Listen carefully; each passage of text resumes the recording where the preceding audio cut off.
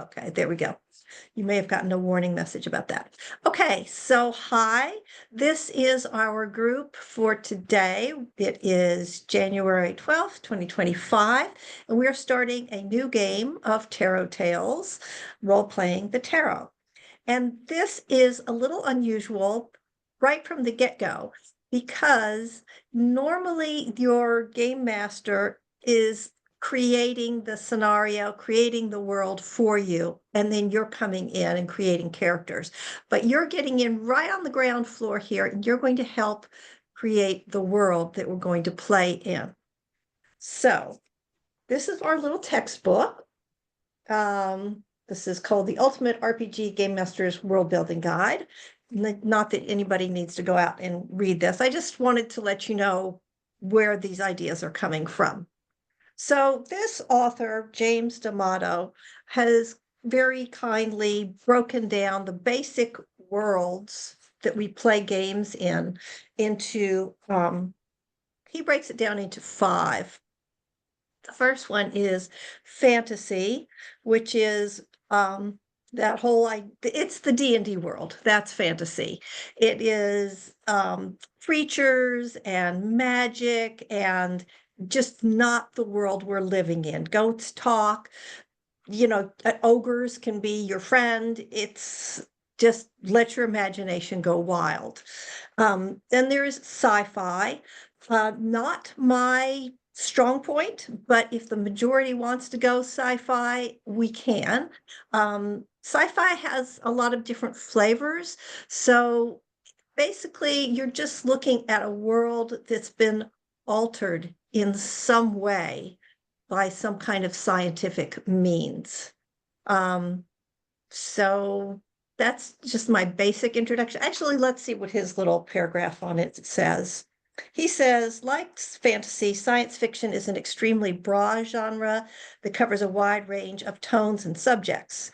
2 sci-fi worlds can look almost completely different while still technically being in the same genre. Core of sci-fi is speculative fiction, applying changes to the capabilities or conditions of human life and musing on what the consequences might be.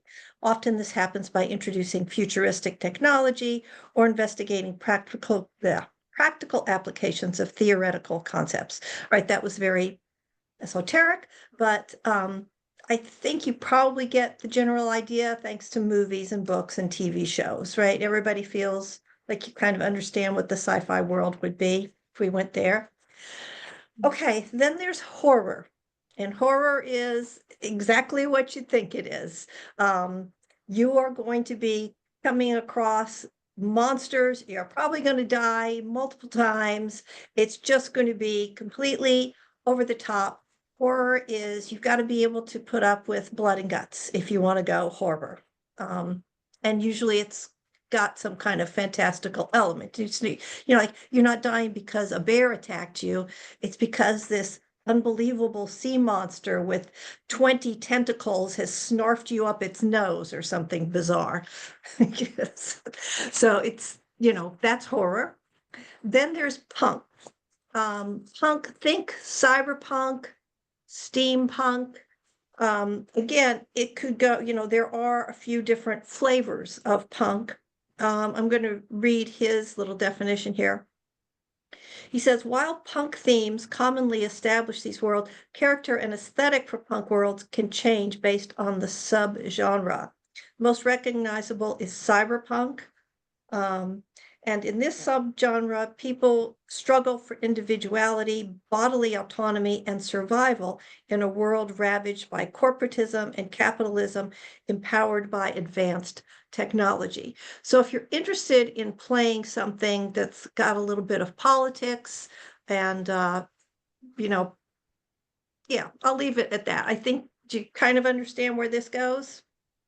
And then the other punk that's a big world that people play in is steampunk.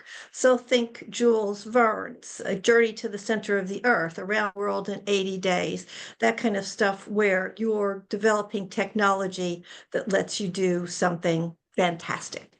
Yeah. So in any of these worlds, we can have magic, and I think everybody is going to want to have magic. So that'll be kind of a given. So our first job here is to figure out what world, what genre we want to play in. So I'm going to ask everybody to share what deck did you bring? So your little homework assignment was, excuse me, if you could play in the world of a tarot deck, which deck would it be? And of course, I left mine in another room. So I'm going to have to go get it. If anybody else left theirs in another room, you've got a minute too. So let me go grab that and you have a moment to sort of think about what you want to say.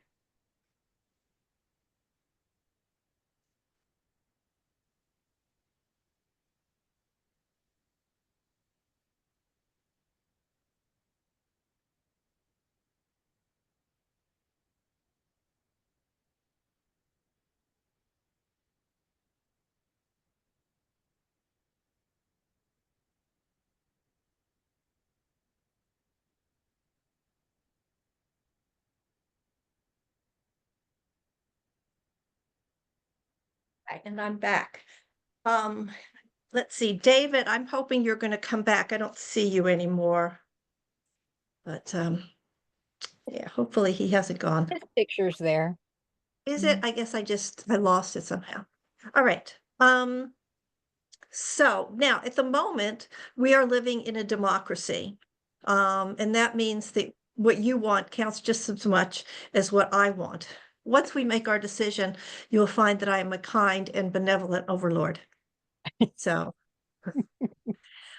we're going to make all the rules together, and then we'll play together cooperatively.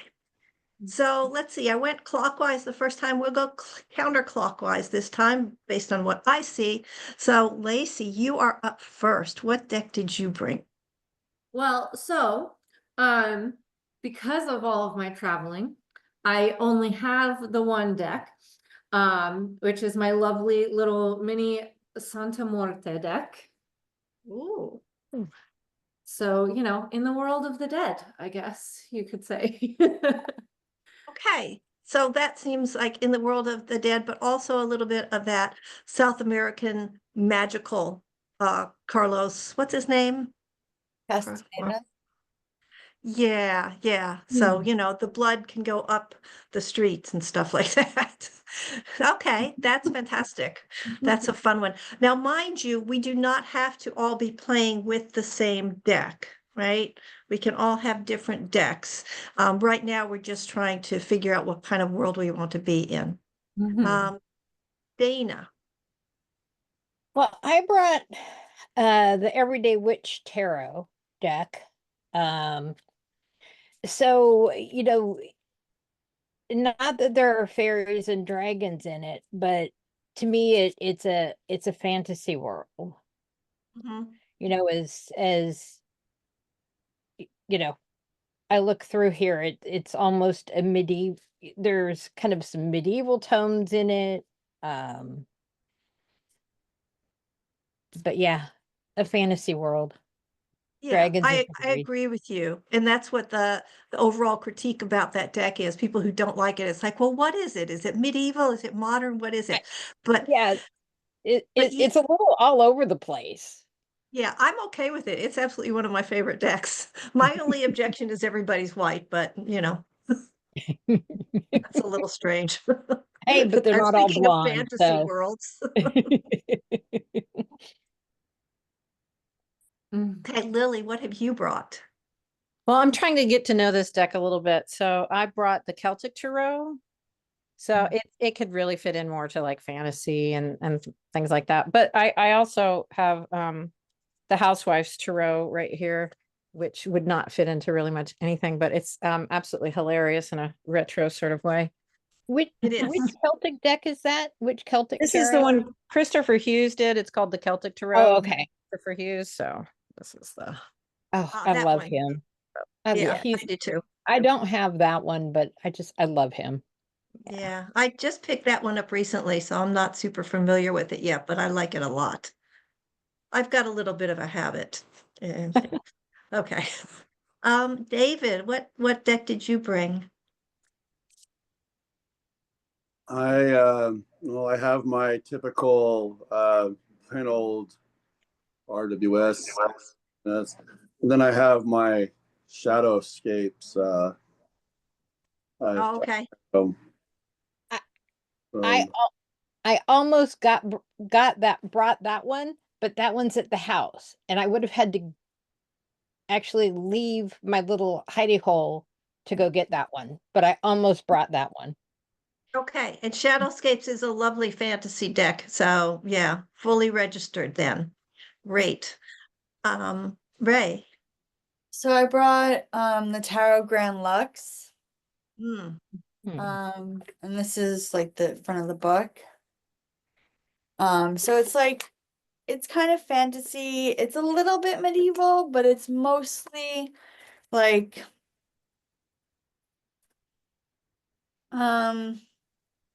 it's mostly like fantasy, I guess, would be it. It's very like photorealistic. Um, but it's painted on the computer. And I would be happy with any world except for horror. Okay. All right, that's fair. So I think, I'm not sure, but is everybody okay with that? We're gonna skip the horror? mhm. Okay, Lily gets her Cthulhu fix I elsewhere. get it. Yeah, all the time. Don't worry about me. Cool. I think that's good, especially since we are, well, yeah, I just think it's good. I'll leave it at that.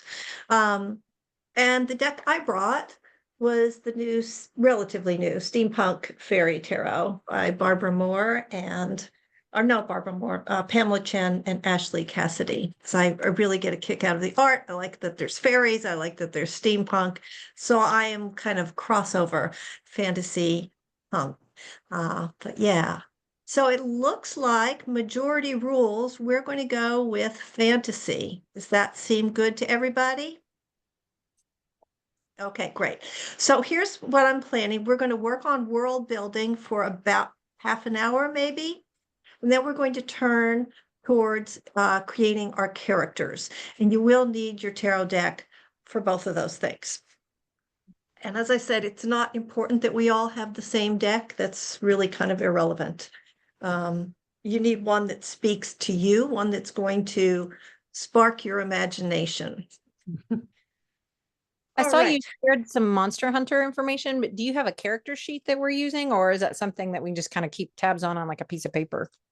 Well, for today, we'll be keeping, you'll be making notes about your character without a character sheet.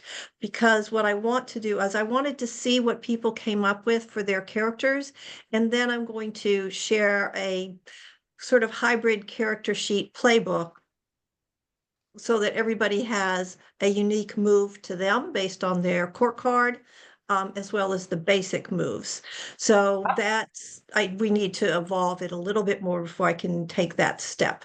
So that might take me a week or two to do that. I have a basic character sheet, but I wanted to tweak it for this group and this campaign that I we're just want to keeping. make sure I hadn't like forgot to download something that you posted or Nope, nope, it's not there yet, because I didn't make it up yet.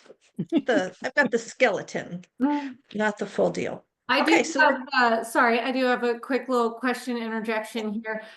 So, because online it just said it was an hour long and I actually made plans. So I don't know if like, if it would be good for me to stick around and like do what I can and then leave, or if it would just complicate things for everyone. no, stick around so that you can have a voice in the world. And Okay, then you can watch the replay and create your character using the replay, which is what everybody who wants to play that didn't make today, that's what they'll have to do. They'll have to watch this video to create their character and then check in Okay. with me. Okay, so that you'll cool. be And fine. then next time I'll plan to have more time for it. But yeah, I looked at the schedule and made a plan for afterwards. So awesome. Yeah, I get it. I'll have to go in and take a look at that. That's one thing about playing games. When you're new to it, you think, oh, I'm going to go play a game. I'm going to be there for an hour. You're going to be there for 2 hours. All right. At least. Noted. But with this group, I would cut it off at 2 hours. I have played games that last 5 hours. I'm not going to do that to you. Okay. Okay. So what we're I've going to heard that do. I've heard that Lily's a real night owl, so you know, Yeah. 5 hours wouldn't. And it's bad enough that I'm already, I mean, it's only like 4:30 for me. So, Yeah, I you know, know. you guys She's would on be. the West Coast too. Yeah. David might be able to put in the time, but we East Coasters, we can't Yes, handle it. So, okay, so we don't normally use dice. I seem to be having an electrical thing here going on, but we are going to use some dice right now. My beautiful metal dice. I love these dice. They're so shiny and pretty. And we are going to do a little exercise here from this book to help create our world. And what I'm going to do is I'm going to roll. I was going to give everybody one question, but I think that's too much pressure. Decisions. Okay, here's what I'm going to do. I'm going to roll this and I'm going to ask a question. And if you feel like you've got an opinion, and everybody's going to pull a card.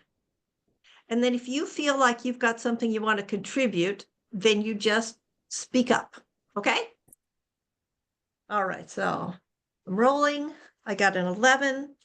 And question number 11 is, how do people travel long distances in this world? So you can think about it.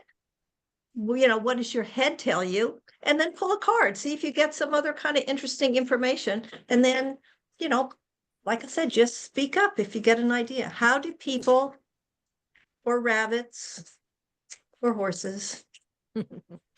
What did you get, Lily? I didn't show up very well. I got the Fool, so I guess they travel largely by foot. On foot, you know. But they start Like- plenty of adventures. I'd say this is auspicious for what we're doing. Yeah. Well, and it's fun. I pulled the world and the Nine of Swords. So so I thought it was funny to just pull the world. They can travel anywhere. Yeah. But also I think even, and speaking to the on foot and the world and the Nine of Swords and what it speaks to with this particular deck, again, it does kind of feel like on foot and having to protect what's yours. Okay. All right. So kind of a defensive position. Mhm. What popped into my head before I pulled the card was that we fly in chariots pulled by griffins. And then I got the Two of Cups, which I don't know what that would mean for maybe like a horse and a rider, a relationship between a horse and a rider. Kind of Okay. thing. Would be the Two of Cups. Maybe a particular group, like a population, maybe in particular, is prone to the chariots and the griffins. Right. Mm. I do like that chariot with griffins idea. Yeah. That's fun. That's a fun idea. Dana, did you get anything interesting? I got the Four of Wands.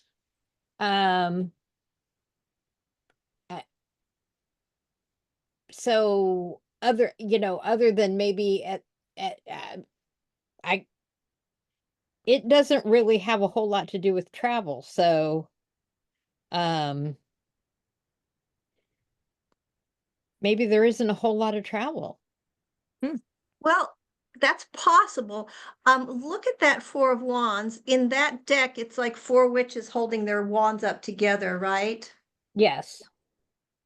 So we could possibly read that as They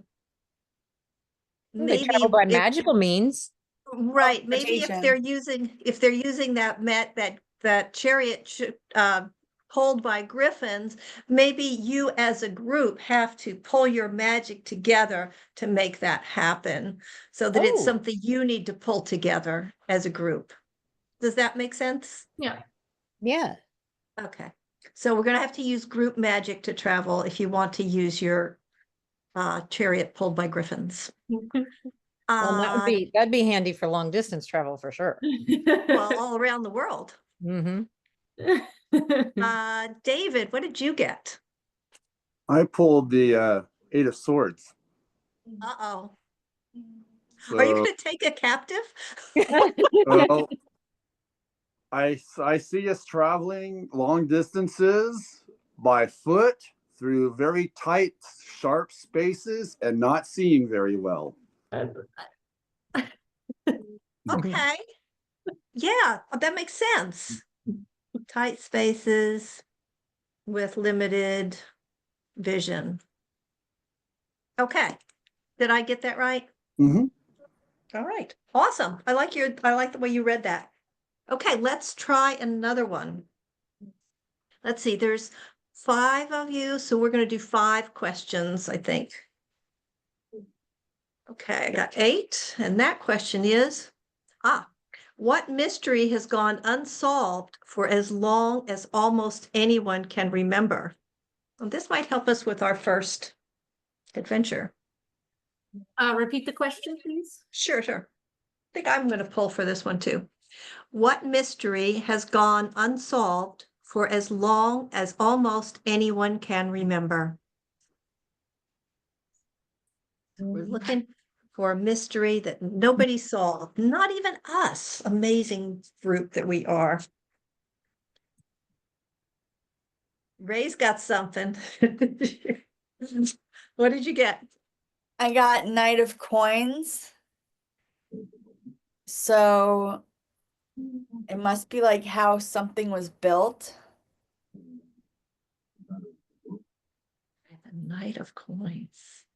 I like that.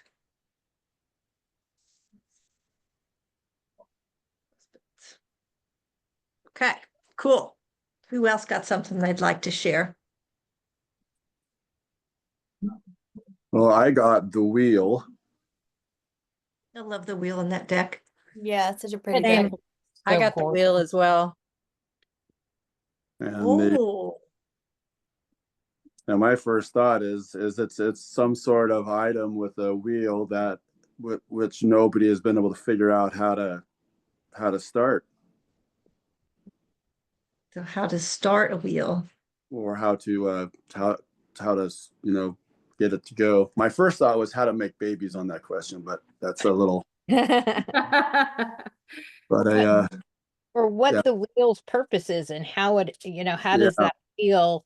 Maybe there's some Um, ancient wheel in the world, but we don't know where it came from or why it's there. what its purpose is, how to make it work. Oh, goody, I'm gonna get my steampunk after all. I got the King of Wands. And I mean, I feel like for me, the two things is almost like the long term, the continuous, like being able to build on it and keep it working. And something interesting in this specific deck's guide is trusting without fear. So I'm not sure how to tie that into what we've got going, but We'll figure it Well, out. something is faith. It almost sounds like something which ends up being faith based. Yeah, we could make it do Or that, belief. maybe. It could be just a belief even, Uh-huh. So belief or faith, maybe we found it in a temple of some sort. Okay, and Dana, what did you get? Maybe you'll solve our how to King of predict it. Cups. That's really interesting. So we got 2 worlds and 2 kings. Yeah, that's what when you said you had the king, I'm like, so did I. But I look at this and say, he's on a little island. So maybe that wheel is on some unknown, unmapped island somewhere. Well, and interesting too, just elementally, we have the, fire and water.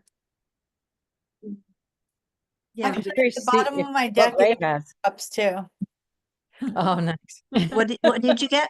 At the bottom of my deck was the King of Cups too. Really? Yeah. He really wants to come out and play. So we got another King of Cups. Any ideas on what that's all about? Why do we get to King of Cups? Maybe there's a lot of water in the world. Could You know, a be. big sea Hmm. we have to cross. Right, maybe we're starting in a coastal area or something. Okay, we've got a lot to work with. Let's ask ourselves another question.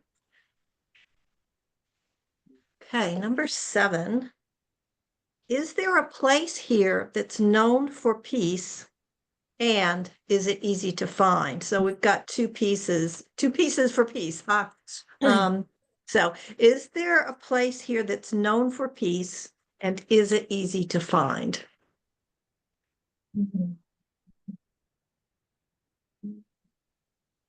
Oh, I didn't pull up my card for the last one. I got the 9 of Wands, and it does have wheels in it, see? Okay. Well, I got no, because I got the 5 of Swords, so not much peace there. I got the 9 of Swords, Yeah. and that's pretty much a nightmare. Yeah. Well, with Well- both of those, I'd say it's not someplace easy to find. Mhm. Yeah, because I did with mine of is there a place? I got the Queen of Cups. Oh, that's a Okay. yes. But then like 2 of Wands, Page of Pentacles for like, is it easy to find? That would be a no, I think. Right. Maybe Unless if with the there's a Queen of Cups- rumored place of peace, but we don't know of it, but it's Yeah. rumored. So does it Yeah. exist? Does it not? So that's Yeah, well, because even with the Queen of Hearts, it's like, well, trust your heart. And is it like, well, there's still like, okay, maybe. or it's a place that's hard to find unless if you're like an empath that might have a special insight into trying to find it. Yes. Right, you've got the skill of having that 5 or 10 of Swords experience and taking something away from it somehow. Mm-hmm. I also Dana, got what the did, 5 of Swords. Go ahead, Ray. Oh, wow. oh, that's just so crazy. Which one was that? 5 of Another Swords. 5 of Swords. 5. So Yep. 2 5s and a 9. And Dana, what did you get? I got the High Priestess. Ooh. Oh, that ties in with the intuition thing Yeah. about maybe, you know, So- it's a mystery about whether it exists or not. Yeah. And to get there is of very spiritual and empathic means.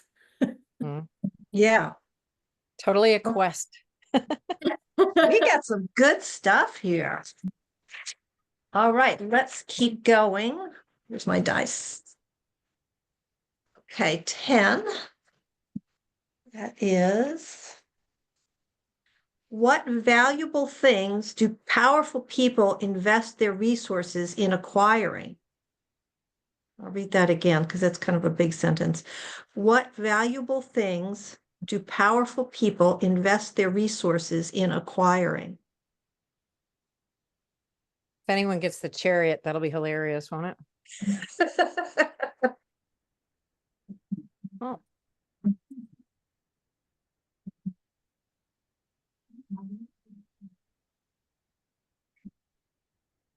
Let's see what I get, but really I'm letting you guys do this one. I got myself a Queen of Wands on that one. How do you read that, especially with that deck? I am thinking of extra powerful fire magic artifacts.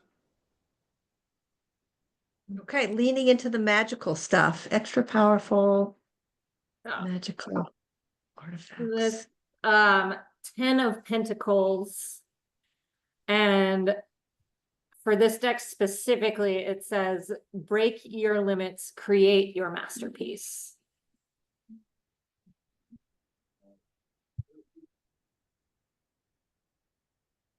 Okay.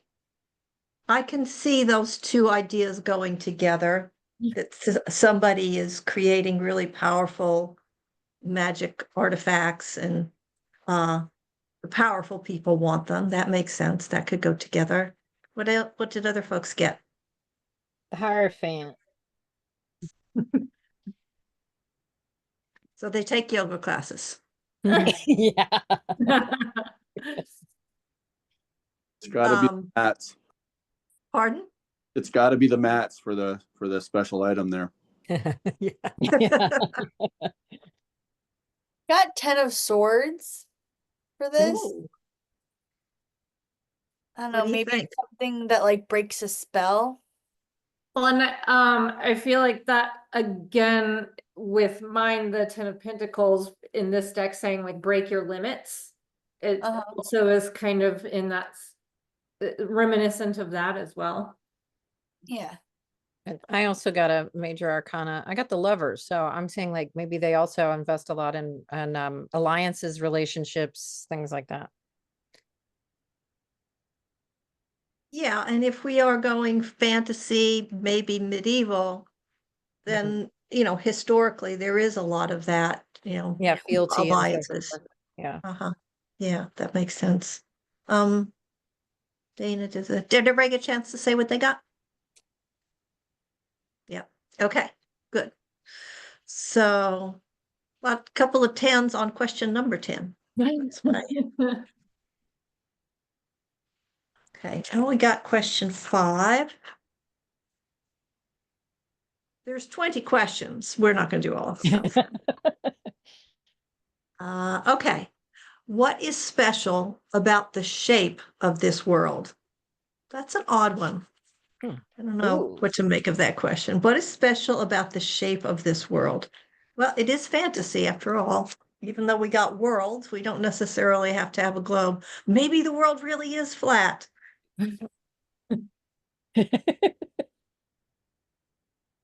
Hmm. I got Two of Cups.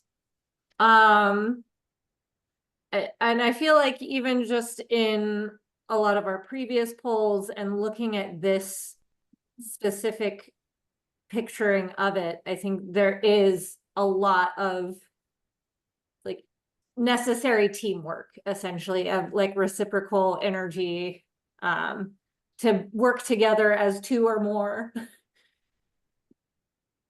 Okay. I'm actually going to contribute on this one. I got the star. So I'm going to say that in this world, the night sky is important to people.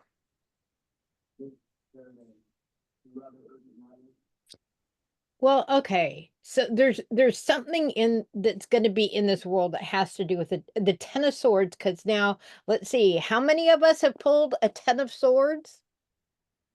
Wow.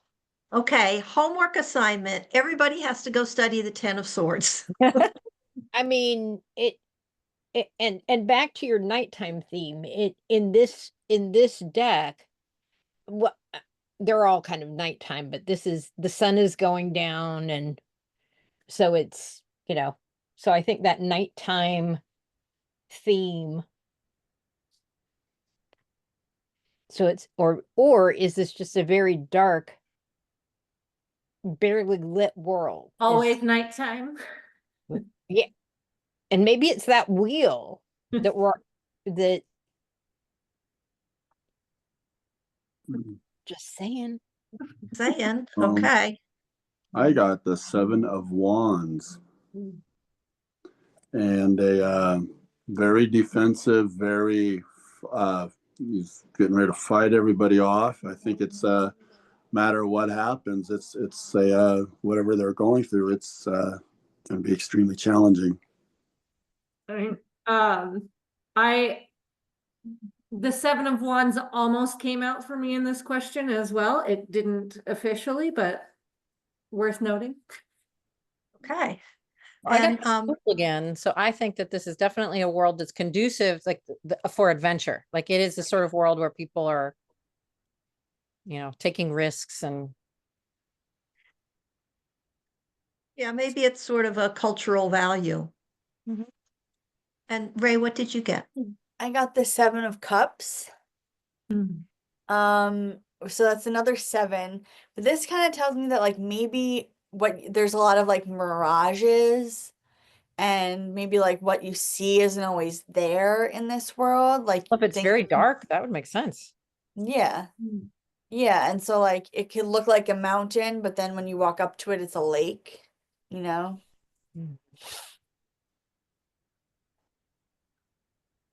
Okay, great. We're getting a lot of nice magic in our world. All But right, we're going to do, that first popped into my head before I pulled the card was that it was egg-shaped. oh, okay, I will make a note of that. Mm. All right, we are going to do one more question. And then we are going to segue to the next thing. Okay, question 1. Let's see what that was. Oh, that's too easy. It's magic present. We're going to do another one. Yeah. Duh. Yes. Okay, 4. Oh, this is nice. Which creatures are capable of speech? Mm. Mm.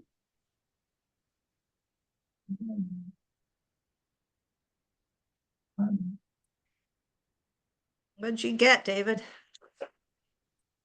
I have the two, oops, can you all see it? 2 of Swords in this shadow deck. And I see a bird and I see a cloaked person of death. So spirits and birds, and I see bugs.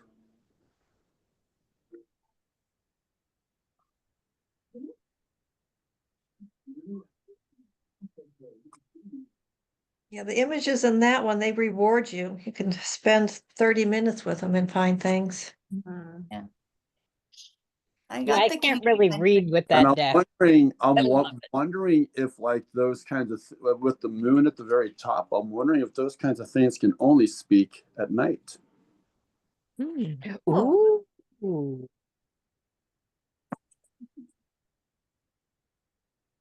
For me, I got Knight of Pentacles, so horses would be the obvious. Um, um, and I feel like also just looking further into it, maybe plants in some way as well. Okay. Cool. Yeah, I got this. sorry. That's okay. I got the 5 of Wands. Whoops, here we go. And they're kind of like little demony dragons. So if it's okay with y'all, we'll say that there's little demons and little dragons in our world and they can talk. NPCs. Okay. Sorry. That was an in joke. Okay, I got the Hermit. Um, so we've got trees. Back to your trees. An owl and a cat. Trees, an owl, and a cat.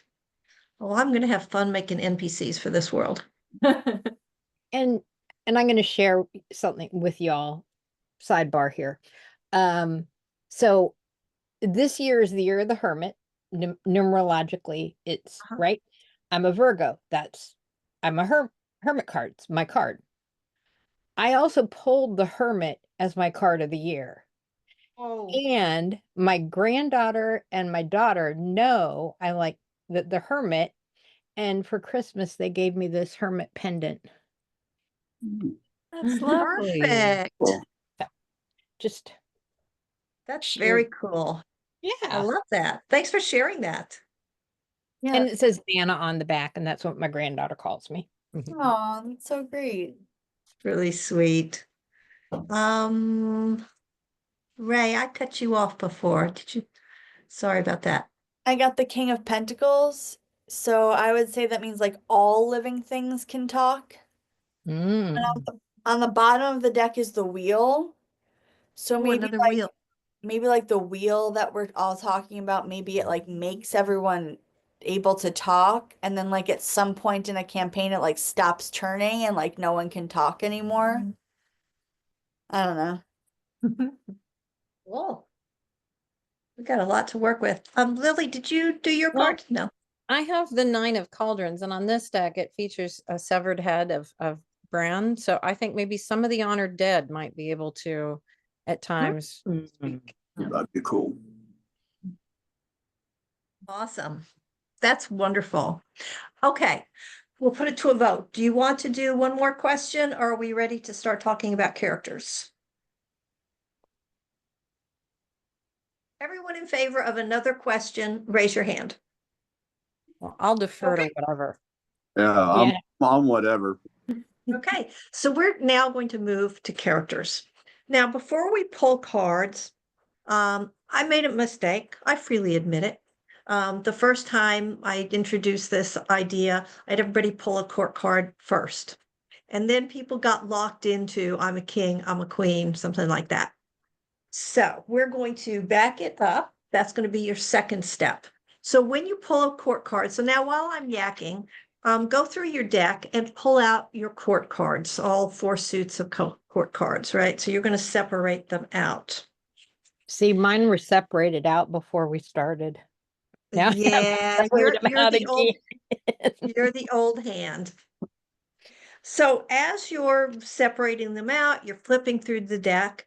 Here's your chance to think about what kind of a character, not what kind of a character, what physically, what kind of character you want to be. Do you want to be, the first character I ever played was a rabbit. Do you want to be an animal? Do you want to be a human?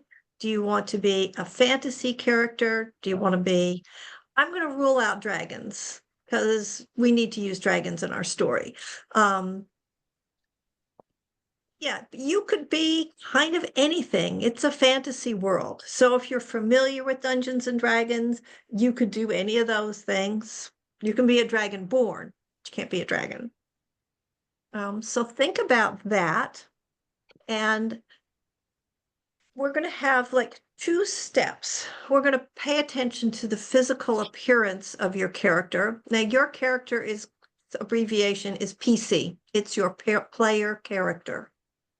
And then there are other characters called NPCs. Those are the non-player characters. And I will be playing the role of the NPCs.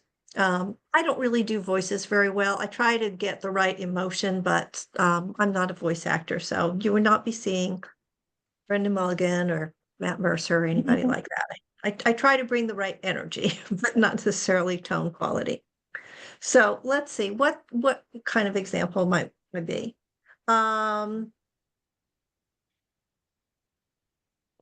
Let's see, I had created a character that I never got to play called an Asmir, and that's a fallen angel. So if that character if I had been able to play that character, it would have been someone that looked like a human woman, but wasn't a human woman. She was a fallen angel. So I would have had probably wings that were somewhat burnt, but I might have kind of an ethereal glow to me. My skin might be a somewhat different color for some reason. So you can make yourself be fantastic because it's a fantasy world. My current character is a dragonborn, so she is larger than a human. She's got kind of scaly skin. She's green, but she dresses like a human kind of person would, except she likes to wear armor. She's a character. Right, you could be a fairy, you could be a wizard, and you can look any way you like. So what we're going to do is, part of this is going to be you get to create whatever you like, and part of it is going to be using tarot cards to help you shape your character. So the second part, where we choose a court card, you're either going to pull one randomly and just, that's it, man, that's who you're going to be. Or you're going to say, you know what, I really want to be that kind of slower page energy, and I want to be very grounded. I'm going to be the Page of Pentacles. That's what I want to be, even though I am actually a frog. Right? So yeah, and frogs are now a thing, thanks to Daggerheart. So what are they calling them? This is from some funny name. What they're calling the frog people? What, In Daggerheart, the new ones. Yeah, Yeah. sorry. Anyway, yeah. So you can be a badger. You can be a wolf. You can be a werewolf. You And can be be a a vampire. shapeshifter. Can you want to be a shapeshifter? Somebody said that. Yes, you can be a shapeshifter. You want to choose your, I don't know, kind of your home body, what you look like when you're not, wild shaping or shape shifting. And we'll probably put some rules on your shapeshifter, about how often you can shift and how long it would last. That would be Okay. the kind of typical thing, but yeah, you can definitely do that. All right, so let's start with your physical appearance. What do you look like when someone looks at you, even if it is a kind of dark world where we only speak at night? I don't know. Anybody have any ideas? I feel like Ray's going for shapeshifter. Do you know what you would look like when you weren't shifting into something? I'd be like furry but humanoid. Okay. Maybe like kind of like wolf-like, but with a horn on my head like a unicorn. You can do that.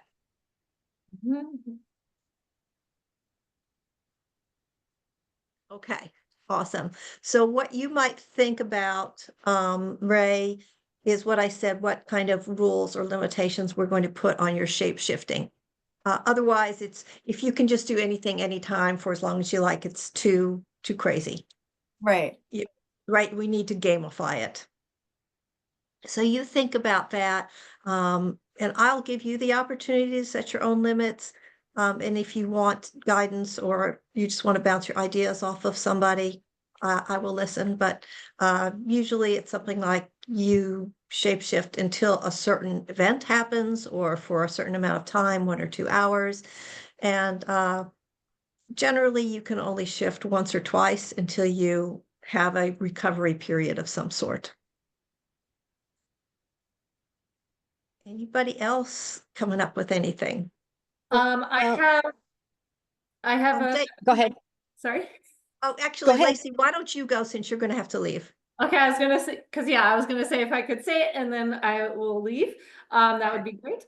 So I'm kind of thinking also in line with the deck that I have, and I feel like it still kind of follows along with where we were going, is if I was essentially one of those passed on people and was primarily at nighttime, which seems like it might be most of the time, in like skeleton form. Ooh, okay. But I could potentially be in, human-like form if there's like a mirage situation, or maybe when it is day, or like maybe figuring out that detail in some way, but you know, So like a calavera. sure. Okay. I like that. All right, so you have to leave. So what you can do is think about what court card goes with that, or just pull one at random. And if you could just shoot me a DM and share what you came up with. And then you can watch the rest of this video when you have time and use the instructions to flesh it out. Okay? Awesome. Thanks so much. All right. I hope your creativity is all juiced up. Have a nice evening. Have a See great you guys. evening. Bye. You too. Bye. Okay, we've got a shape-shifting wolfie with a unicorn horn. We've got a skeletal passed on humanoid possible person. What else are we going to have in our party? Our Well, group is called a party, by the way. typically when I play computer games, I typically go with a high elf. Yay, I was afraid we weren't gonna have an elf. Okay, hi I, elf, she is. yep, tall, live. You know, I already have the ears for it, so, you know. Okay, and I said she, but you do not have to be a she. No, it's a she. I'm, it's a she, it's a she, she's a she. Okay, awesome. Lily or David, have either one of you got an idea you want to share? I'm kind of thinking of being a human that can change into shadow form. Okay, what would your shadow form look like? I think it would just literally just my normal self, but it would just be a shadow. Oh, cool. Literally.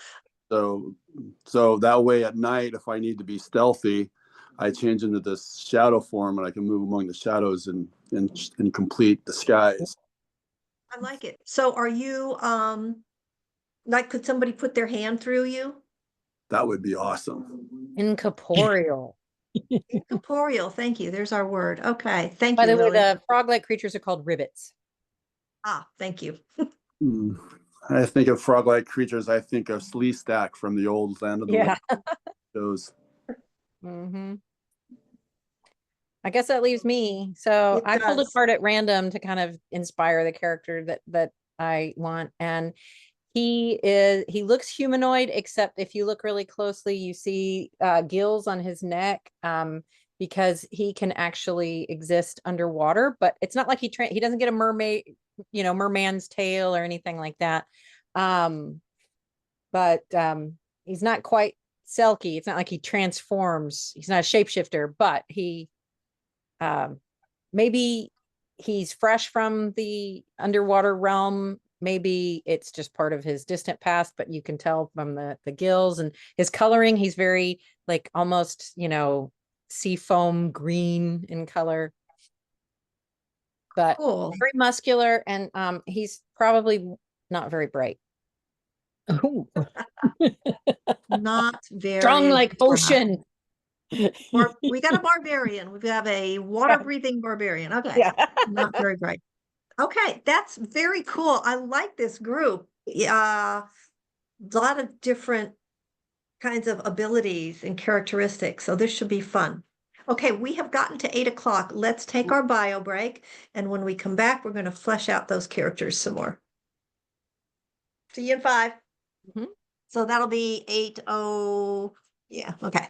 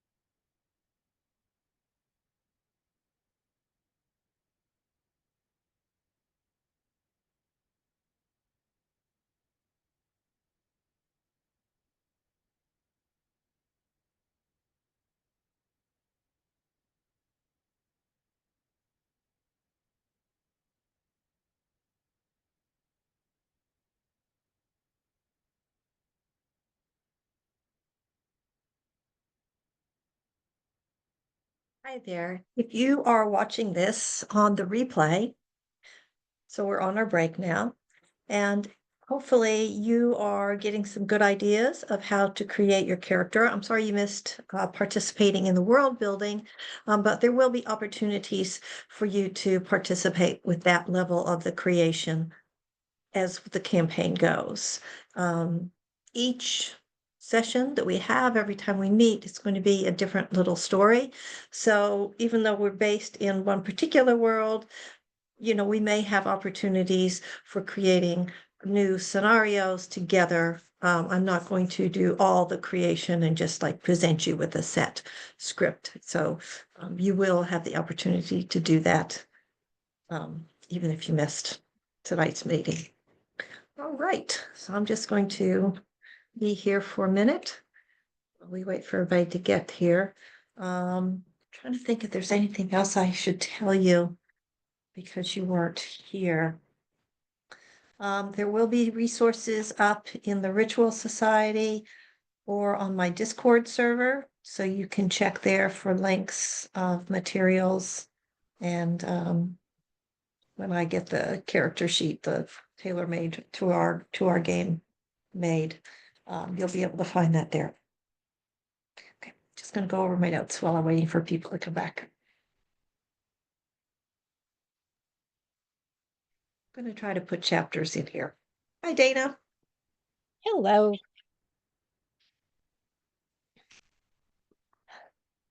I continue to be intrigued and charmed by your camp. My little 20, I think, I, it's about 10 foot from, not even, from where I sit to the door. And the door's at the back. So it's tiny, but even my granddaughter and I went to Florida after Christmas through New Year's. Mhm. And even with the two of us in here, it's like, it's very comfortable. It's very functional. So I love my little, it's it was a very entry level camper, and there's some wear and tear that's already coming through, but because it's so entry level, but It seems like it's I've a had really good design. yeah, it is, it's perfect. It really is. I have an apartment size fridge in here, so I have I have a small microwave. I don't have an oven, so I can't bake anything. Um, it's, I've been living in it virtually full time for 4 years. Amazing. So, I love it. People got snacks. We love good bio break. looks like David got dinner. Yeah. Okay. So I think this is going to be it, right? Macy's gone. All right. Now about your name. So it is a fantasy setting that we've chosen, so you can get kind of nutty with your name, or you can just call yourself Jane. It's up to you. There is a website called Fantasy Name Generator. So you can always go on the internet to Fantasy Name Generator and just keep hitting the button until you come up with something you like. So that's kind of what I do. I don't know. Names sort of, I have a hard time with names. I have a hard time remembering, picking them up. So that's my cheat for finding names. But you maybe you're more creative than I am with that. So you can do anything you want with your name. All right, so we now come to our court card thing. So you've had a moment to think about it. Did you choose? Okay, I'm curious. We'll do a show of hands. Who is going to deliberately choose the court card that's going to embody their character, and who's going to go random? Just draw a card and see what you get.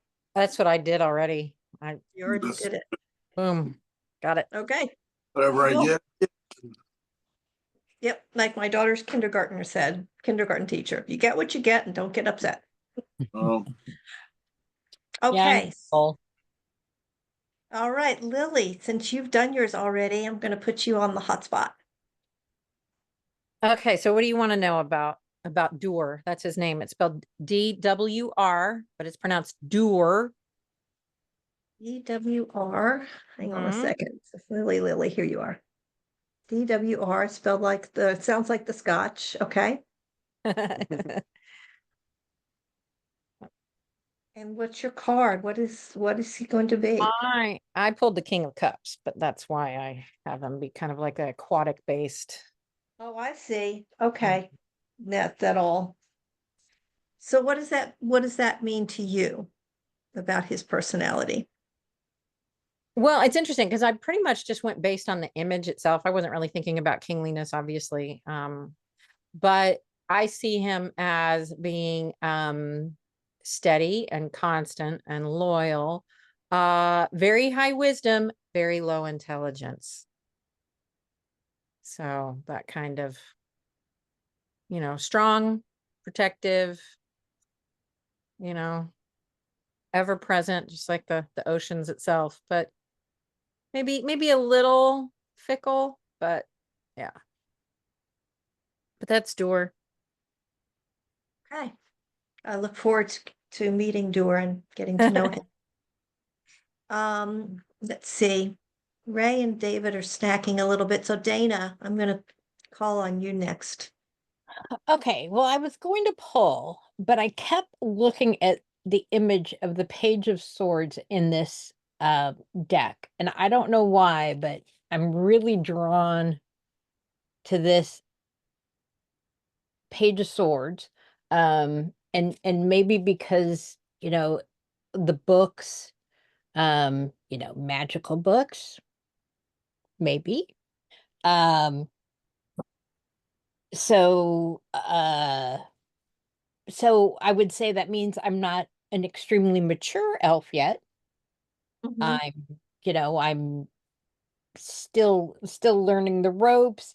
You're only 500. Yeah, I'm only 500. I'm not 750 yet. Um uh so I'm still kind of trying to find my way. Um I'm very enthusiastic. I will be out there for any adventure. Um but because I'm young, I have a tendency to not always get all the information I need. Mhm. I'll dive into something without knowing all. I'll make assumptions that aren't always correct. Um, so yeah, that's me. I have no idea what my name is yet. Okay, that's fine. You've got time. We are going to meet regularly on the second Sunday of every month. So you'll be able to remember it easier than before. It was like, it's this week, it's that week. We got second Sunday of every month locked down for 2025. That's our schedule. So, but my original point was you've got a month to come up with a name. Ray, would you like to tell us about your character? So I'm definitely a female. But I'm very like swift, very agile. And I think it would be a 30-minute shapeshift, like it expires after 30 minutes. Oh, okay. And I could do it twice before a 45-minute recovery. Okay. She's got her Um, math down. what? I said she's got her math down. And I think that my character is kind of like playful yet elegant. I know, like I said, wolfy and furry, but I think that can be elegant too. Yeah, Um, she could be well groomed. yeah, Absolutely. and playful and a white wolf. White, okay. And do you have a court card that's going to represent her personality? Yeah, so today before the game, I thought of using Queen of Cups, but what I pulled was King of Cups. So I think I'm gonna go with King of Cups as the inspiration, even though I am a female. It is a female. So very like self-contained, very in touch with my emotions, compassionate with others. But potentially manipulative on occasion. Okay. That adds story. That adds flavor. I like that. Yeah, It's good. that's what I see the King of Cups as. All right. Cool. Anything else? I don't want to cut you off too soon. Okay. David. So my character's name is Bob. I pulled the Page of Pentacles. So I see this character as being more of a teenage youth, and he is very curious about everything. He studies, looks. He can't help himself but to touch things because he has to experience and Yeah. learn and study, and he's just very very handsy. Mhm. Don't know if it's a he yet. I haven't made that decision because I'm not sure if I want to be a teenage boy, a bunch around of grown up women. Just good combo right now. But so I haven't made that decision yet. Okay. You don't have to. You've Yeah, got time. a but a and I see him constantly wanting to learn, and with his youth, he's kind of naive. Okay. I like it.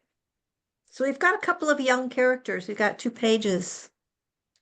That's good because you'll be adventurous, but you'll also get us into trouble. So I like that. Oh yeah. Okay. Now, next step. So you know the typical 3 card pull for tarot, past, present, future. We're going to use that to help build your backstory. And because we're only doing your backstory right now, you're going to pull 2 cards, one for your past and one for your present. And we're going to leave the future for another time. All right. So take out your, I was going to say only use the minors, but you know what? You can mix them back in. Go ahead and mix all your cards together so you're using a full deck for your past and present, and just hold off on your future. When you get your character sheet, it will have 3 places. It'll have past, present, future, but right now we're just doing past and present, and then we're going to do connections. So I'll give you a minute to do that.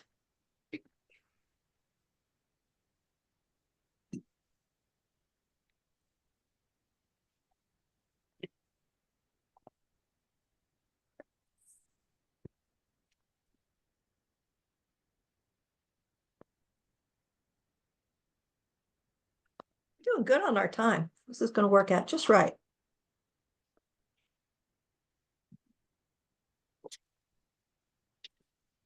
So a friend of mine actually created a product for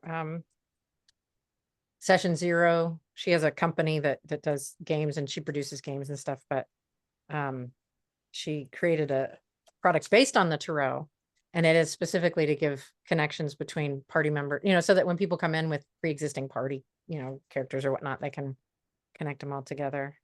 It's called Decima. So Decima. mhm. All right, I'll have to look at that. It's from Golden Lasso Games. Golden Lasso. Mhm. Yeah, you can What? tell she likes Wonder Woman. Golden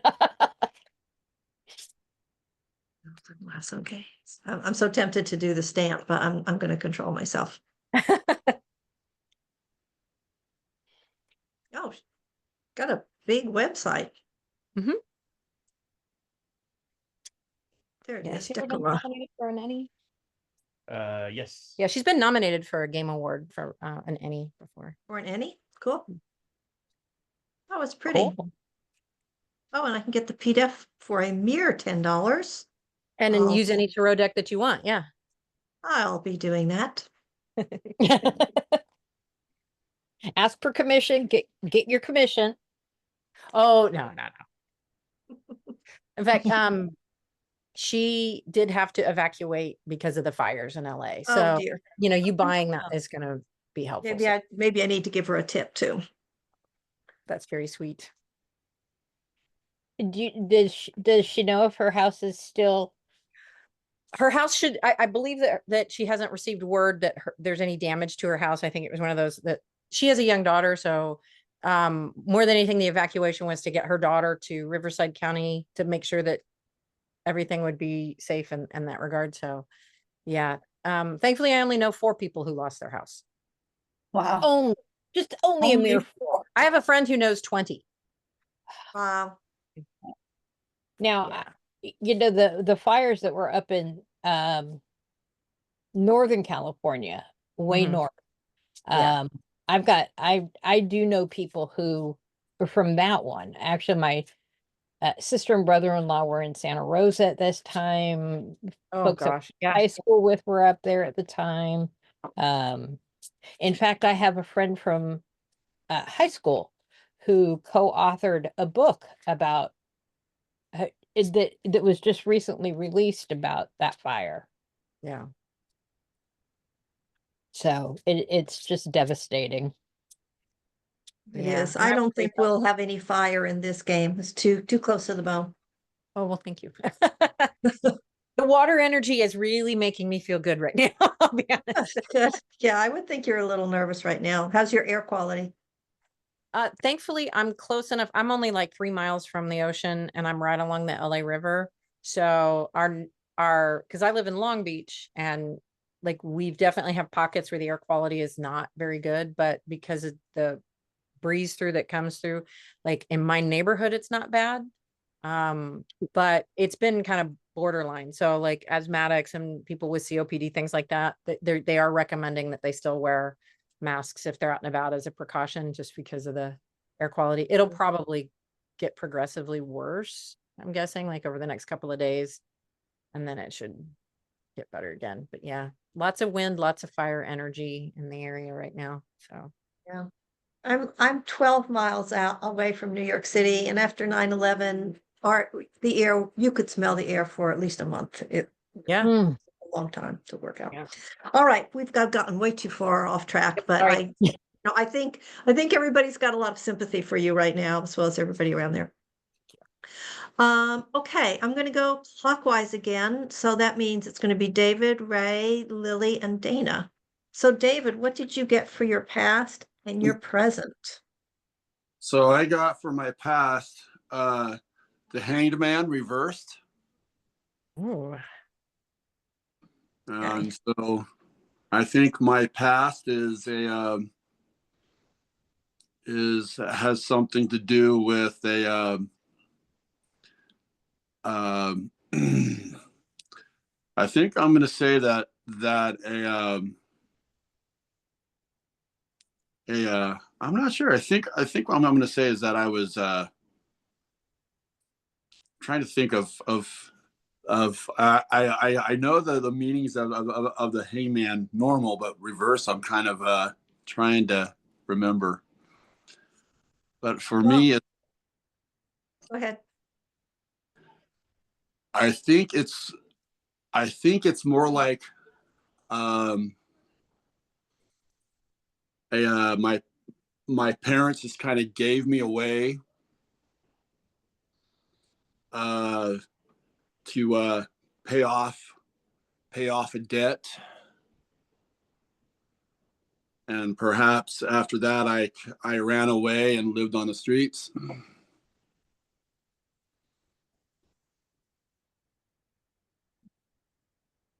Right. That is a very angsty teenager we've got. And it will be a boy, by the way, just to make things interesting. They get in more trouble than teenage girls. Different It'd kinds be of more trouble. Oh, And I can get into my fair share of trouble. yeah, I was gonna say, don't underestimate us. Present. Uh, my present is the Knight of Pentacles reversed. So I see my present as a person that's always trying to seek the adventure, but it always ends up going wrong. Are you sure you've not been in a role-playing game before, David? Yeah, I know. You're really working That this. energy is very, very much like I know so many people who've had characters like that. Yeah, you're gonna have fun with this character, I think. Okay, thank you. Ray. So my past is the Knight of Swords. And I think that means, I mean, usually swords are communication. So for a second, I was like, well, maybe I was like a soapbox debater or like a teacher or something. But like a young teacher. But I actually think maybe I was like a gun for hire in the past, like Okay. always rushing into things and kind of, you know, standing up for whoever paid me, Okay. Yeah. rather than what I believe in. And then I got for my present 8 of Swords. So maybe I'm like jaded by my past and I don't really let myself. Well, I'm the King of Cups, so like I'm in touch with my emotions and everything. But maybe there's like a limitation to my thinking of some kind that like doesn't allow me to, like I'm putting some kind of self-limiting. I haven't figured out exactly what like that means yet, but like I'm limiting myself in some way. I like it. I feel like it's a good start and it's something you'll work on in the story. So I think it's a really good energy you've got going there. Thanks. Cool.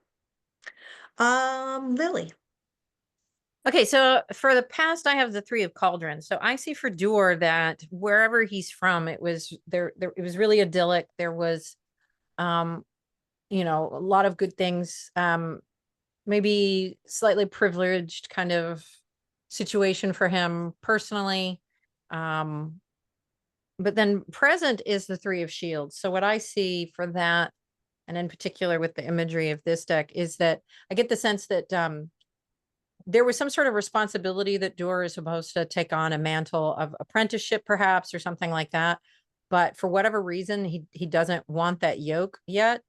He's not interested in that. And so that's the reason why he's left his underwater world, is he's kind of trying to see what's out there before he has to come back and face the responsibilities as part of his, his world. That's what I see. Yeah, no, that's great. That's perfect. What did Joseph Campbell call it? Hero's journey. Yeah. Cool. I like it. Dana. Okay, so for my past, I got the Ace of Wands. Oh And boy. yeah, and I think this card particularly in this deck makes me think of magic kind of going wild. Yeah, So that image is yeah. so I'm thinking that I as I had the opportunity to go to magic school, but because I'm a little over eager, things didn't go so well all the time, and I don't have real good control over the magic because and like I said, this card gives me a little bit of some mayhem vibes. Um now for my present, I got the moon. which I think, you know, we're talking about being in kind of a dark environment. I Mhm. think was pretty good. Um, you know, so having gone through magic school and have it not go so well, I'm kind of in this period where kind of not sure things where things are going at this point. Not quite sure whether I'm going to go fully down that magical path or not. Um, so that's kind of where I'm at. All right, so I'm just taking a note real quick. All right, got it. Okay, now, so we're gonna sort of step out of our creation for more like what is TTRPG stuff. So I am modeling this as well as the one we played last time, Dana, on a system that's not Dungeons and Dragons. It's called Powered by the Apocalypse. Powered by the Apocalypse is typically described as being rules light, storytelling driven, and much more collaborative in the sense that it's not, me presenting. We're doing it together. So there are two things that we're going to talk about. We're not going to fully flesh it out today, but two things that are important in this system. One is the connection from player to player, and that connection can be a good thing or a bad thing, but you're going to have a connection to everybody in the party. So we are going to try to establish at least one connection for each one of you at this point. And then we're going to talk about the next thing, which is moves. So as we progress, we will have more connections, but today we're just going to try to get one for sure. We'll see how our time goes, okay? So the connection, that is how you know or relate to another person. So one kind of a connection, I'm just borrowing from games that I've played now. So there were two players and the dungeon master said, okay, you're going to have a connection figured out. And then they went off and figured out this thing. And the connection they came up with was that one of them had a bad home life, ran away from home, stayed with the other one. Her friend like snuck her into the family home. And then when they went off to school, because we were in college. And then when we went to college together, that's how they knew each other. But we didn't know it until they revealed it. So they had a secret connection that they revealed during the course of our story. But for the sake of today and doing this for the first time, there's not going to be any secrets.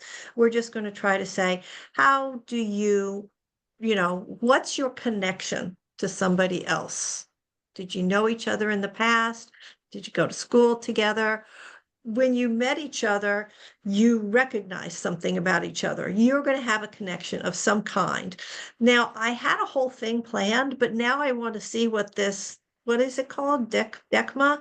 Now I want to see what this DECMA is before I go any further. So that's why we're just going to do one connection today, because maybe there's something really brilliant in there that I'm going to want to Frankentake for my world. So, well, here's what we're going to do. I'm going to pair you up. Oh, you've got the whole thing. I'm going to pair you up. Dana and Lily, I would like you to have a connection. And David and Ray, I would like you to have a connection. Depending on how long this takes, we may switch it and do another one. But let's make sure we have at least one for each of you. So to inspire you, Lily's got that deck out. She's going to do something here. But to inspire you, I want everybody to pull one card. And then we're just going to have to eavesdrop and watch you. We're not going to separate into rooms. We're just going to do it all together as a group. So you're going to pull one card. Think about that other character that you have that you are going to have a connection with, because you know a little bit about them now. And then we'll see what you come up with, the two of you, with the two cards that you pulled. So I'll give you a minute to pull one, and then let's start with Dana and Lily first.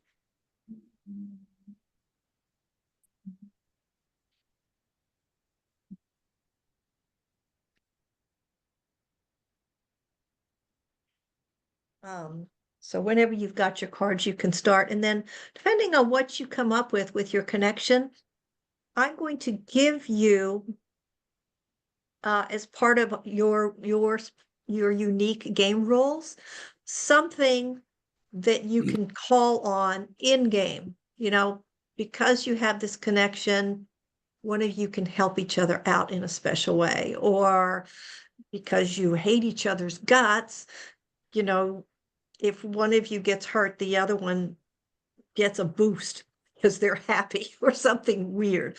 But we're gonna come up with something. So the deck of a card that I drew right here, blank harmed you once, but they didn't know it was them. So Dana, what do you think your character might have done to accidentally harm Doer? But you didn't know that you harmed her. Yeah. Okay, so let's see. If you don't like that, I drew another one and it's blank convinced you to do something risky and you did it. Oh, see, What I did you think do? that sounds Like that more better? like, I think that sounds more like us just because you're strong and not very, you say you're strong and you've got a Mhm. lot of wisdom, but you're not very bright. No. Yep. I tend to be a little overeager. Okay, And so what did your character say Doer needed to do, and what did he do? oh, Like, would it have been to break something or let's see. What might I have tried to get you to do? Because, oh gosh, this is where my lack of creativity gets me in trouble. But this is where we have the tarot to help us. So you well, can pull a card to help you. I pulled the 3 of Wands. okay? So let's see. I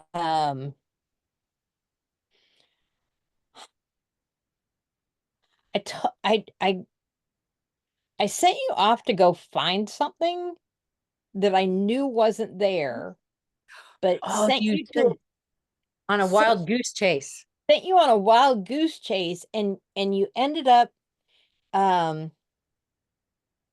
you ended up somewhere you should not have been. Okay. Just Okay. See, if Doer was smarter, he maybe would have been embarrassed by that. But instead, I'm going to say, of course, your character probably knows he should be embarrassed by this because he was in the wrong place at the wrong time. But he is going to somehow feel like that was in some way kind of exciting and thrilling. And so he's going to be kind of waiting for you to do that again. So he's interested in your character because he likes the cut of your jib. Like, you got some good ideas. and when he was in this place he didn't belong, he thought that was absolutely exciting. Yep. Yep. That's pretty good. I like it.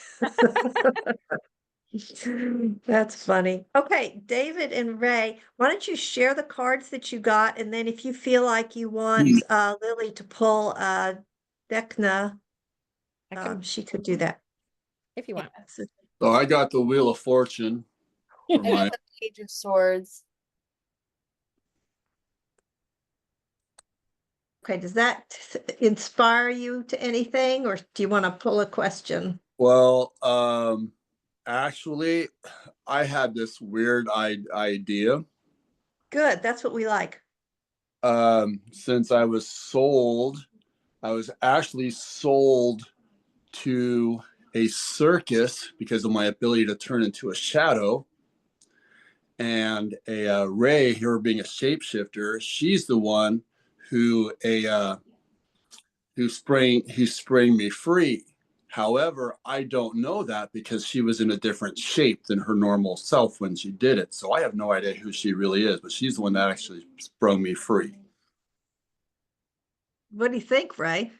That works with my Page of Swords because I had the Knight of Swords for my past.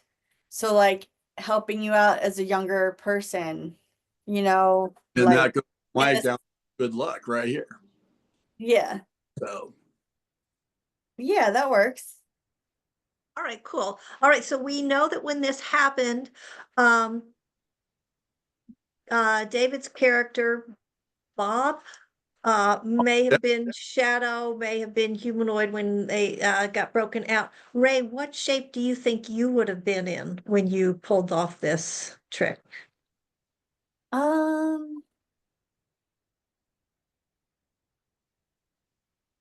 Monkey.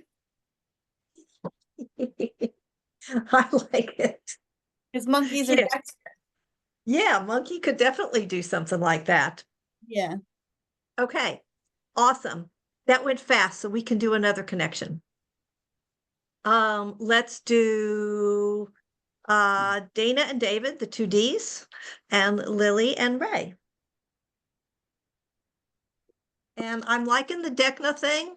So, Lily, will you pull one for you and Ray, and then pull another one for Dana and David? And then we'll pull our other cards for flavor.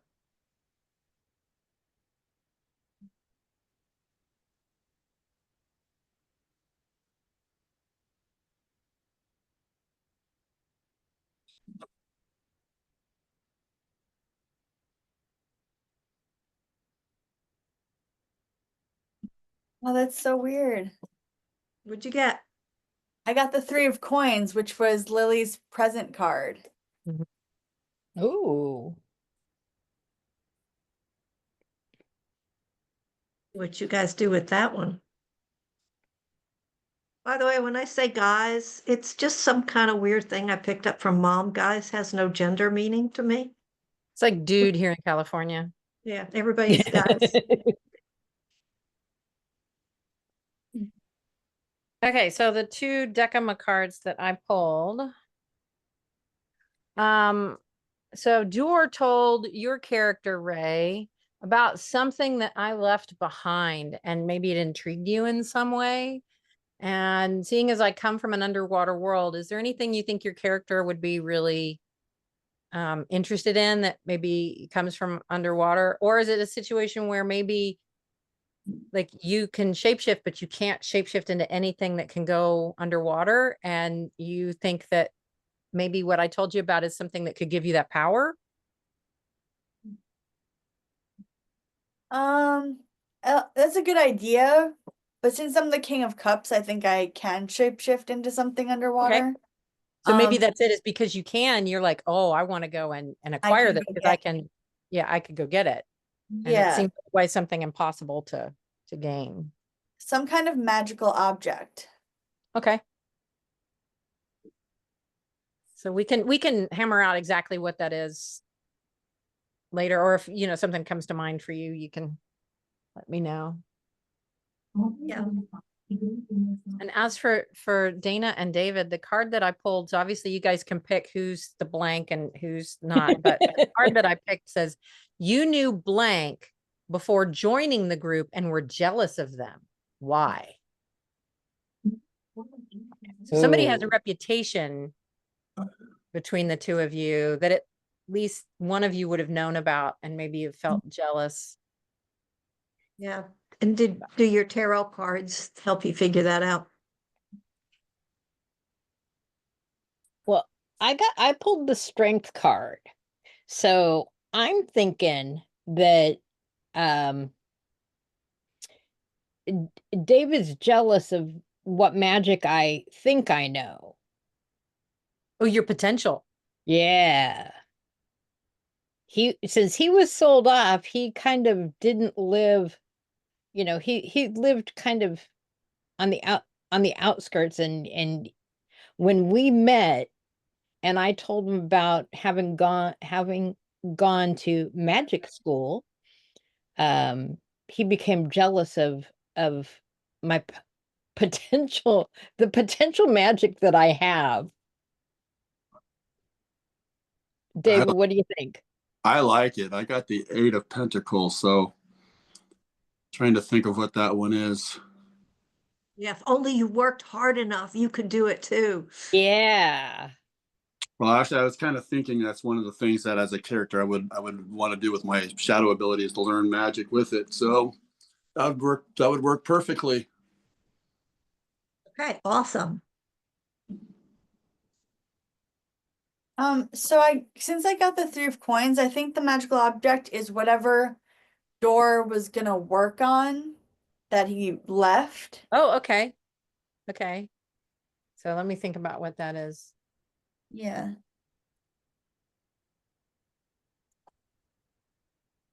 All right. I might have to kind of stew on that for just a little bit.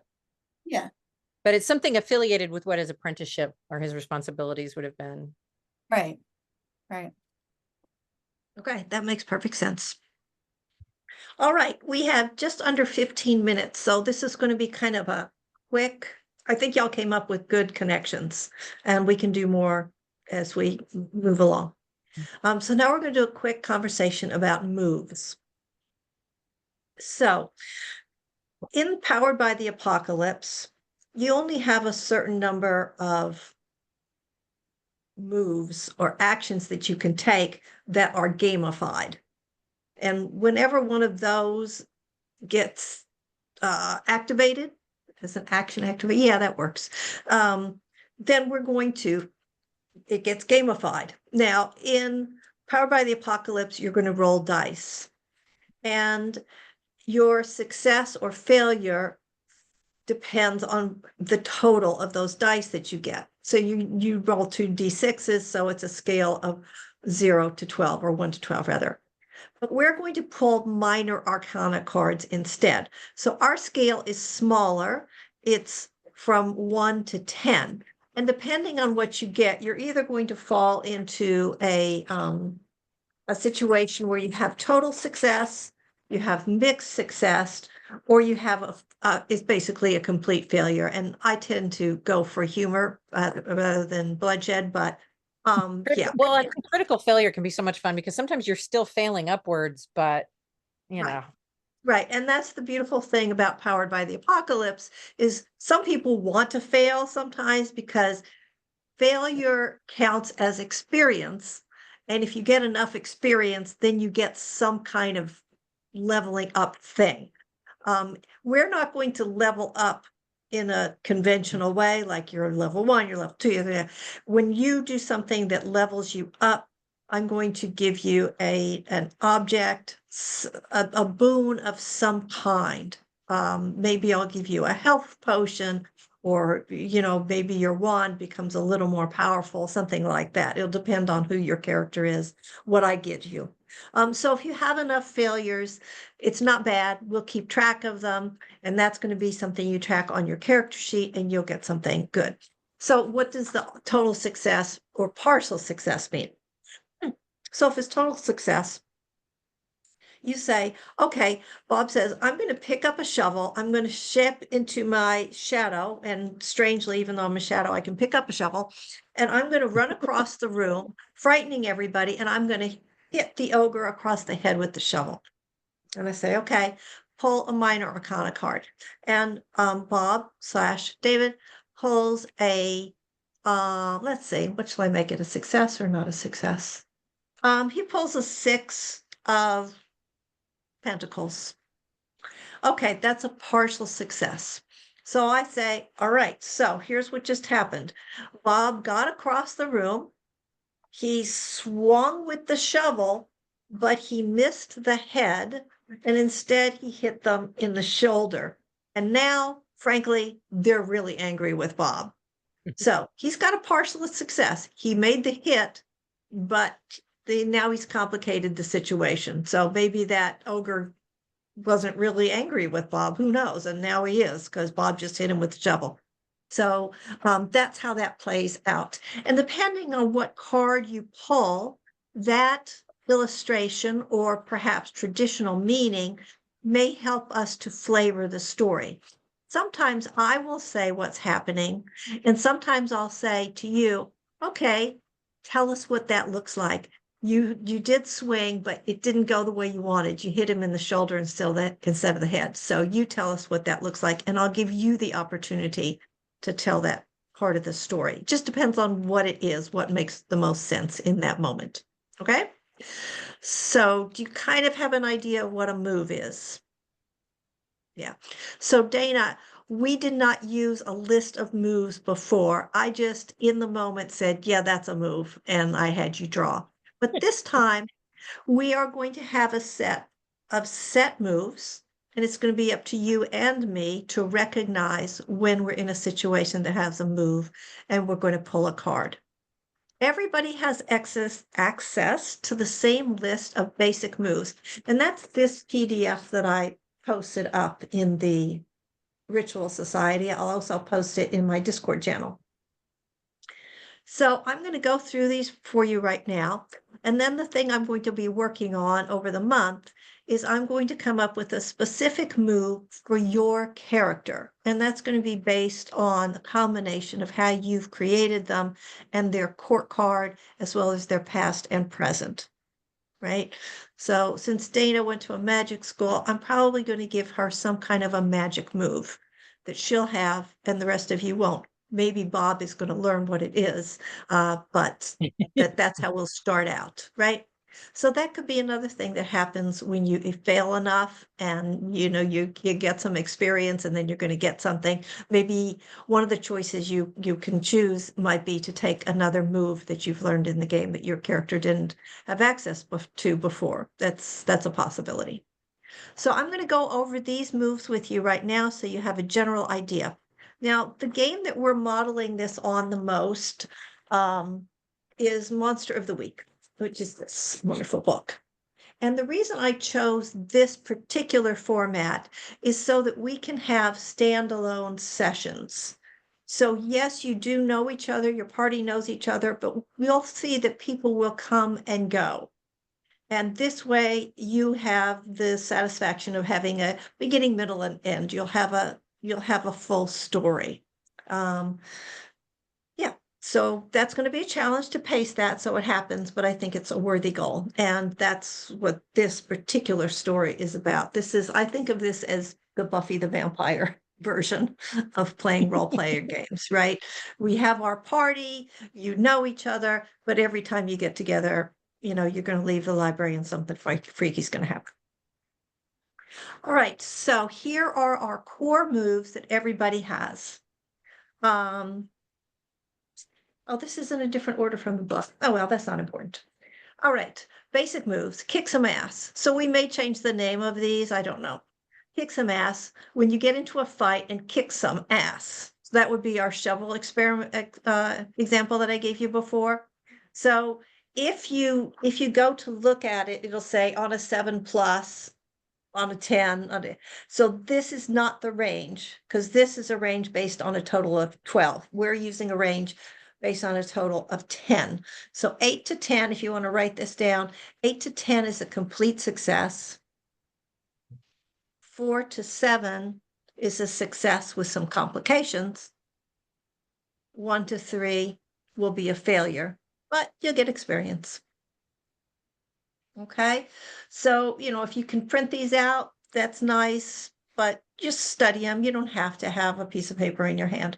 All right, so there's kick some ass. On a 7+, you and whatever you're fighting inflict harm on each other. When you kick ass, you're in a fight, so you're going to get hurt too. On a 10+, you get to choose an extra effect, so you're gaining an advantage. We'll talk about that more later. Right, so then there's act under pressure.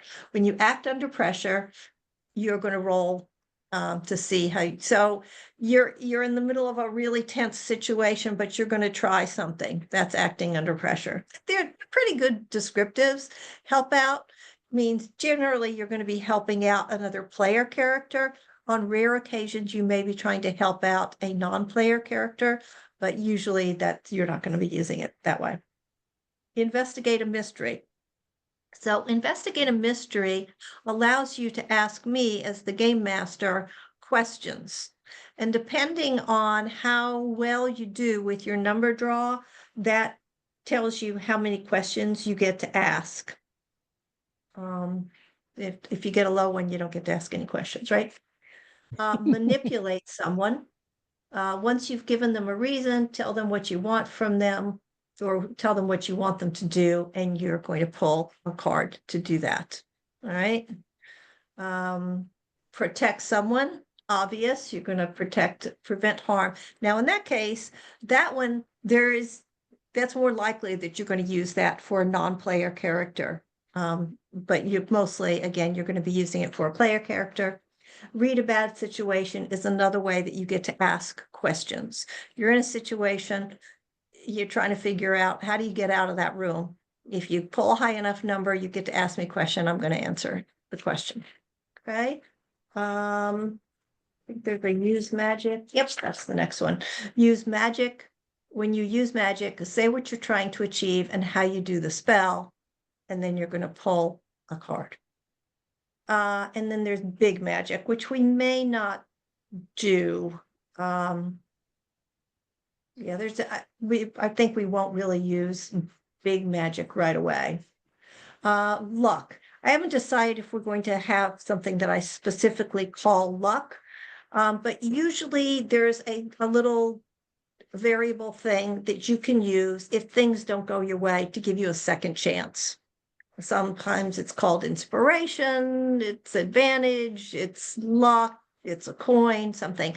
I haven't decided what I'm going to call it definitely, but we'll just go with luck for now. So probably I'm going to let everybody start with one luck. And that means if things are not going well for you, you'll say, I'm using my luck, and you'll get to try again, whatever that situation was. And that will be something that you will track on your character sheet. Now, as you're looking at these things, you're seeing it'll say, but add this for this, or subtract this for whatever. Those are called modifiers. And we did not use modifiers, Dana, in the last year. So modifiers in Powered by the Apocalypse games are very low. It's +1, +2, -1, 0. It's a small modifier. And it's you get these modifiers based on the type of character that you're playing. So who was it that's really strong but not so smart? Right. So Lily might get a +1 in strength, but she also might get a 0 or a -1 in intelligence. So when she pulls a card, she's trying to figure something out, say, and she pulls a card, and let's say she got a 9, but she might have to take one off because she's not so bright. And then she really has an 8. So that's something else we're going to put on our character sheets, which I haven't fully fleshed out because I wanted to see what y'all did. So I will work on those character sheets. I'll get those to you, and then we'll talk about your modifiers. There won't be a lot. There's not going to be too much to keep track of. There will only be maybe 4 or 5 modifiers max. We would like to keep this simple so that it's not, it's not a rules thing.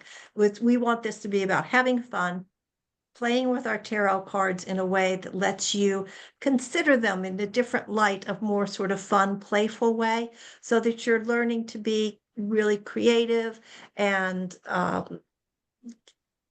pull all these little kinds of meanings out of your card away from your life, so that it's just different. It's context counts. And so when you can just play with the cards, I think it adds a layer to your reading ability. So I want it to be, a learning experience as well as a fun game. So that's why I'm trying to keep the rules as light as possible while still really being a role-playing game. So we're not LARPing, we're not just playing, we're playing with cards. I love it. So, good. So we are Excellent. at the end of our 2 hours. I do like to end and have a little goodbye at the end of our session. So what I would like you to do, we'll do it kind of quickly, is just some kind of reflection about what we've done this evening.